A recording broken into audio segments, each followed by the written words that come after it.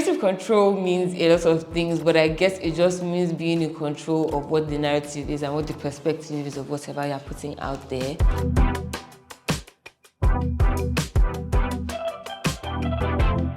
My name is Simi Badiru. I head talent relations and services at Trace Anglophone West Africa, and I also am the co-host of the FNS Uncensored podcast.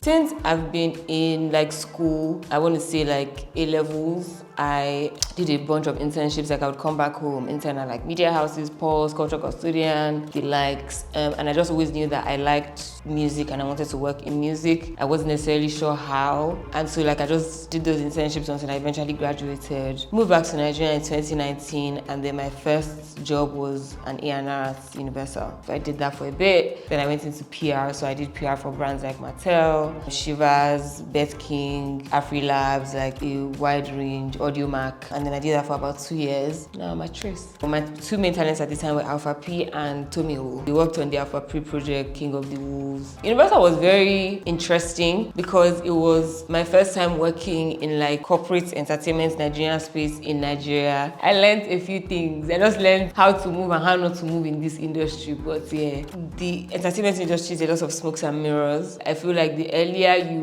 realize that everything is a game or everything is an image, the better for you and the more grounded you can be or are within your rules. So you have a lot of people that come in here or come into the industry and they are just here for the vibes, the lifestyle, the optics. But then you now come to realize as you go along that they're actually people doing things, they're actually structures that you can plug yourself into, and they're actually places that you can grow into. So yeah, I did come across a lot of women through my career, when the music space, and did give me inspiration and hope as to oh, okay, this person can do this, so I can definitely grow and scale. And they've also been very supportive through my journey. So Stephanie, Adamu, Toko that used to work at Apple, they're just a bunch of ladies within this space that are always there for you, always willing to help. They allow you see the vision and let you understand that there's a career here, it's not just vibes. Top 3 favorite career moments. Trace Awards last year, that was a big one, that was great. I think being featured on 30 Under 30 this year, 20 chart, that was good. I've done quite a few product placements in Nigerian music videos that I can't say, but those are, and done quite a few celebrity endorsement deals. My biggest strength as a creative is I think I'm a good communicator, I'm a good people person, I'm a great middleman, so I know how to bring everything together, make sure that all parties involved are happy, make sure that we just keep things running and going smoothly. So yeah. So I still do curation work, but what does that look like? It's basically receiving music from all sorts of artists across board. As long as you have my email or you have access to me on social media, you can send me your music. I listen to the music and I decide if I like it or not. If I like it, I pitch it for the playlist that I feel they fit into, and then I send it to the editors, in-house editors, and then they now ultimately decide what gets placed or not. How did I get the role? I met somebody at a job and she was like, oh, there's this opening. And I was like, oh, really? And she was like, yeah. And then the rest is history. I feel one thing that we have to note in our industry is that as much as having a good record and doing all that stuff and having a good trajectory and CV works, another thing that also works is knowing people. Knowing the right people can get you into the right rooms and just get you having the right conversations and put you in the best position. So yeah. Biggest risk I've ever taken in my career, I think this will be in reference to FNS, and I think it will be when we decided to go independent again.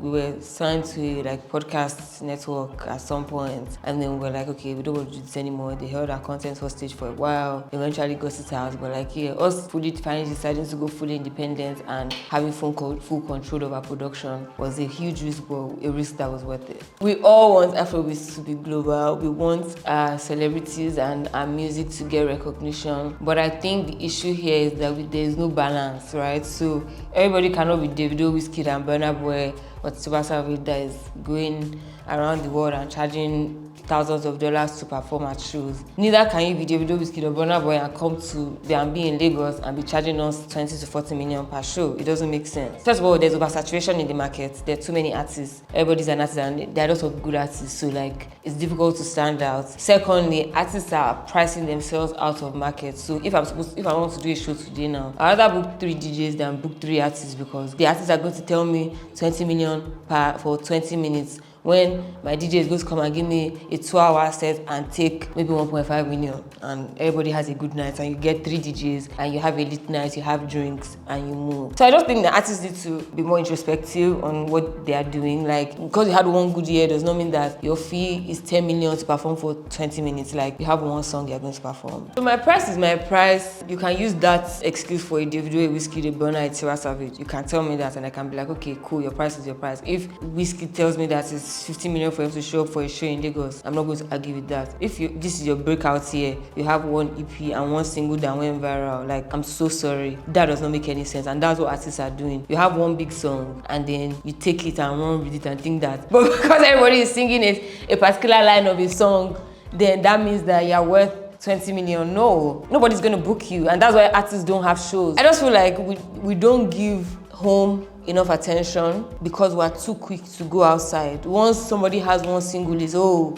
let me go to London, let me go and do O2 with Ashake, let me go and do this person's show, and it's like, nobody even knows you here. Then you're now going to go and try to break out here. Like, let's Nigeria have, you used to have us in a chokehold before you think of, But yeah, I just feel like artists need to scale. I'm not saying that people should not charge what is reasonable, but obviously if you're asking you to come out of the country or do whatever, it makes sense. Also, discography. Like, let me use like Joeboy as an example, right? Joeboy has been around for a minute. He has projects. He's a big enough artist that if they give you a price, you are not likely to argue with, because there's catalog, there's trajectory, there's a track record of like, okay, this is an artist. I'm not going to use that same yardstick for an artist that maybe came out within the last 2 years, has maybe one project and one big song. Like, it just doesn't make sense to me. Definitely have a long way to go in terms of how we're standardizing and how we're scaling. But obviously, I think we've seen a few things that have come into place. Like now, Turntable Africa are doing like the official chart, and we have a lot of like platforms that basically try to highlight and try to put some sort of understanding and structure to things. But I still feel like we have such a long way to go because we have such an exploitative space. And there are no structures in place to even protect people. Artists are being exploited, venues are being exploited, promoters are being exploited, the people that are dancers, backup singers. Like, hopefully we have more like things in place to protect artists, to protect labels, to protect managers and stuff. So I'm a creative, but I'm not a creative, so I don't put myself under that pressure to come up with creative ideas. I mean, like, brainstorm, and like, I'm a group worker, so I like to do things in group. If I have anything that I'm working on or I'm trying to figure out, I'll consult people, I'll ask people like, okay, what do you think? What do you think of this? What ideas do you have? etc. Recently, for like the podcast, for example, we've been able to like have a third party on board that helps with the topics, because sometimes it just feels like when it's both of you, it just feels a bit stagnant. So yeah, I would like to be remembered as someone that always puts artists first, someone that always prioritizes the well-being of artists in anything or any project that we're doing or working on, someone that is honest and just like very determined in their journey and is basically just about what they're about. I would like to have like an everlasting impact on the industry, like one of the best female execs to come out of the Afrobeat industry, period. Hi guys, my name is Simi Badiru and you're watching Creative Control with Days and Nights.